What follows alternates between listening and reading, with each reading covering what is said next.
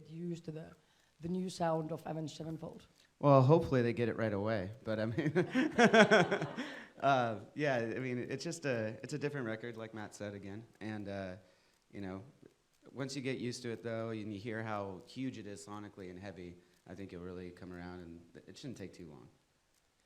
Yeah, but it took you quite a time to write the album, and it was the first album without the revs. So, what can you tell about the whole writing process? Yeah, it took a long time because we wanted every song to be perfect. You know, it's better than putting out half of a good record and half crap. So we wanted to make sure that every song was up to the standard that we wanted it to be. So we spent a lot of time, a lot of days just staring at each other, writing riffs and saying that sucks. So, you know, it's the typical writing process. So how honest are you for each other? Can you say that seriously? Oh, we're very really honest. Happy? Yeah, it's brutal. We're brutally honest. Yeah. So a lot of times me and Gates would be really excited about something, and then this guy would walk in and be like, wow, that sounds like Woody Woodpecker, or it sounds like some shit, you know, and we'd be like, okay, that's gone now. But there hasn't been any feast fights or anything like that? No, we just have a couple beers and we'll laugh about it later, you know. So how many songs did you start that actually didn't make it? There's like... No, there was a few that we started that we never finished, you know, just 'cause a riff wouldn't get there all the way. But I mean... Or like a chorus wouldn't get there, yeah. I don't know how many it would be. There's a lot of bad songs. There was a lot of bad ideas.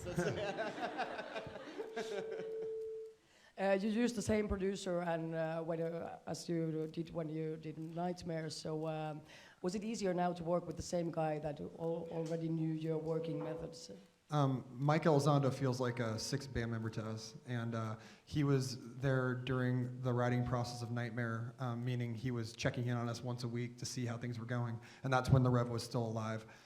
So he had to go through the same thing as we did with losing Jimmy, and then dealing with the funeral, and then having a couple months where we were trying to get back on our feet. So we feel really close to Mike.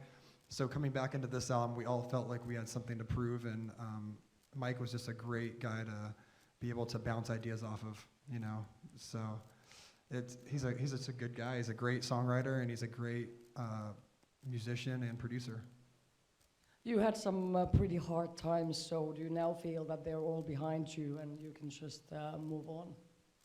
Well, I definitely hope we never have to go through anything like that again, but you know, we're feeling pretty good right now. We're just excited for the new record and to get out there and start playing. So I mean, as things go, I mean, we're doing our thing, you know.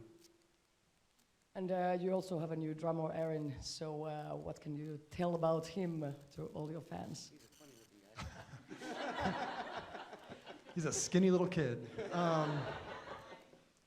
That's the most important thing. He's a little guy, but he hits really hard.